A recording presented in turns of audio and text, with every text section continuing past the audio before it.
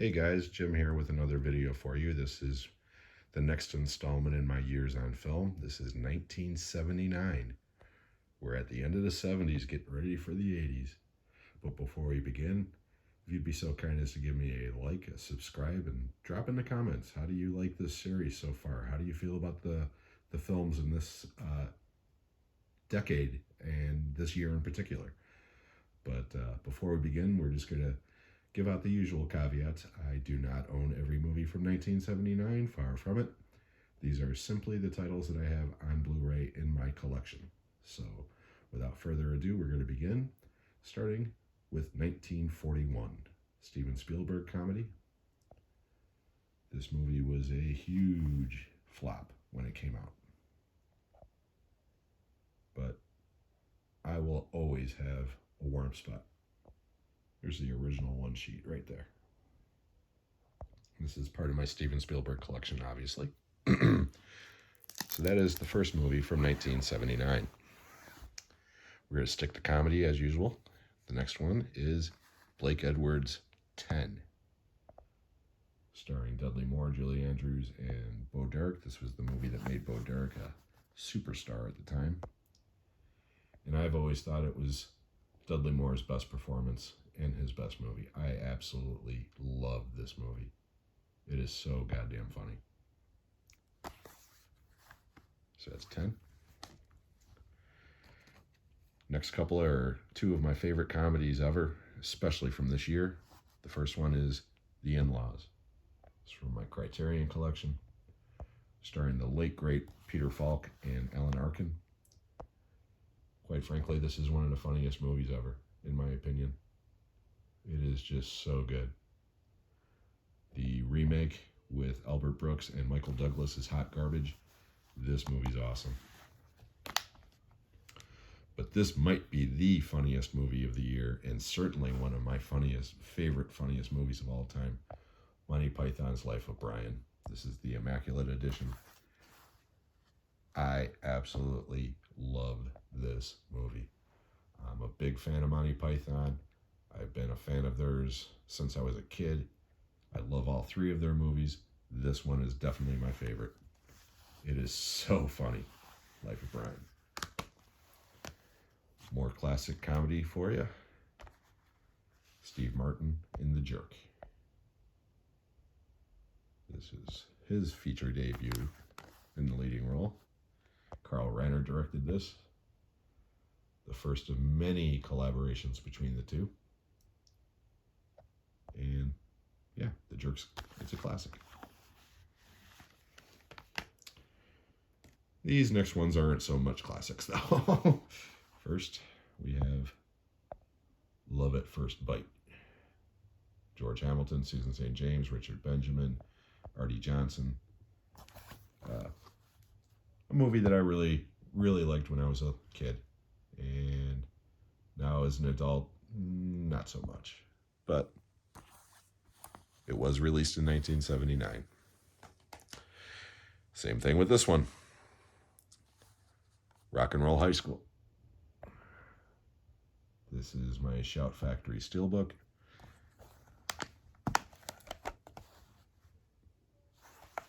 And again, not a great movie, but I've got a lot of nostalgic love for this movie. And to a lesser degree, this one, Scavenger Hunt, another comedy from that year. It's kind of a loose remake of It's a Mad, Mad, Mad, Mad World. It's not horrible. It's certainly not great. I liked it much more when I was a child. Now we're going to go into some drama. First one is a gangster movie, The Lady in Red. It's about the Dillinger Massacre with Robert Conrad, Louise Fletcher, and Pamela Sue Martin, who was famous as Nancy Drew at the time.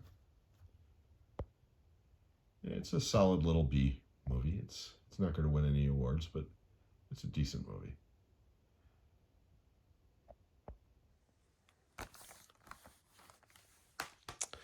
This is a great movie, though.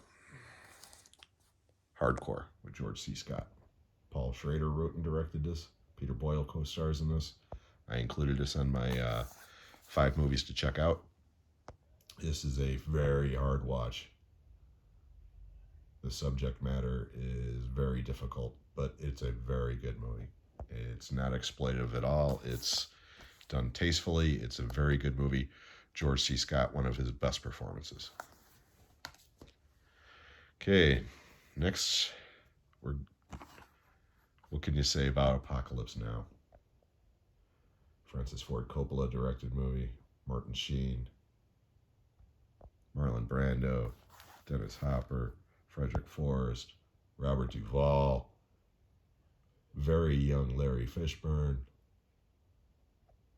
This particular edition includes both cuts of the movie and the documentary Hearts of Darkness, which is an incredible documentary. So, yeah, Apocalypse Now is a classic. And here's another classic for you. Mad Max, the original. This launched Mel Gibson into stardom, George Miller into stardom, started the whole franchise. And yeah, Mad Max is great. Continuing with action greatness, probably my favorite movie from this entire year, The Warriors. Directed by the great Walter Hill. It's iconic.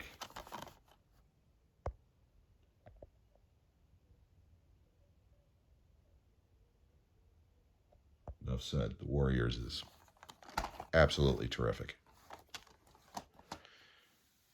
Okay, now we've got a drama for you. Directed by Bob Clark, who directed Black Christmas and A Christmas Story and Porky's. Murder by Decree. Great cast.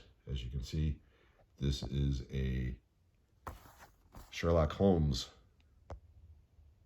mystery. And it's got some Jack the Ripper thrown in. And it's a solid movie. It's a little slow, but again, the cast is what makes this movie. And Christopher Plummer and James Mason as Holmes and Watson are terrific. Speaking of Jack the Ripper, but in a totally different vein, and this is an incredible movie. Time After Time. Starring Malcolm McDowell, Mary Steenburgen, and the wonderful, wonderful David Warner as Jack the Ripper. I covered this one in one of my installments of 5 movies you need to see. It's an incredible, incredible movie. I love Time After Time so much. Now we're going to break into a couple other box sets in the sci-fi realm. You know what that means if I say sci-fi and James Bond, 1979, Moonraker.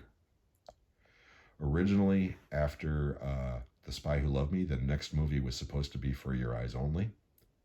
It even still says that at the end of the credits.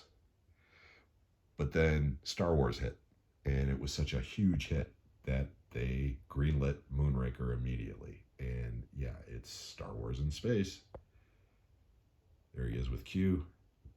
There he is with Lois Chiles up at the top. The rest of the pictures are from For Your Eyes Only, which is the next installment. But Moonraker, it's cheesy. It gets a lot of hate. I love Moonraker. I always will.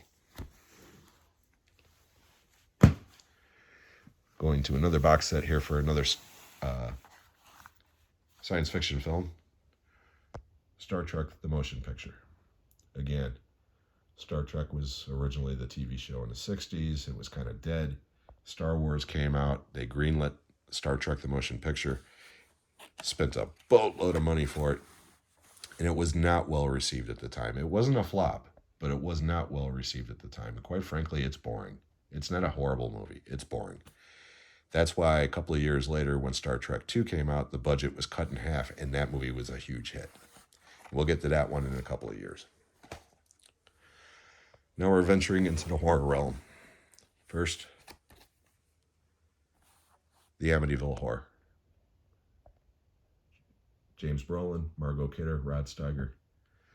This was based on a best-selling novel at the time. I read the book right about the same time that the movie came out. I was a kid. And this movie's cheesy, but I have a lot of nostalgic love for this movie. So, the Amityville Horror. These next two are pretty bad, though. Prophecy, the monster movie.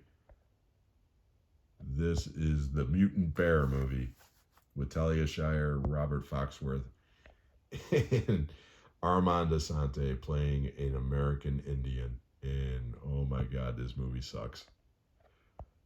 It sucks. It's fun. I mean, if you like watching bad movies, this you'll get some good laughs out of this. But no, Prophecy is not good. It is not good at all. Same thing with this piece of crap. The Legacy.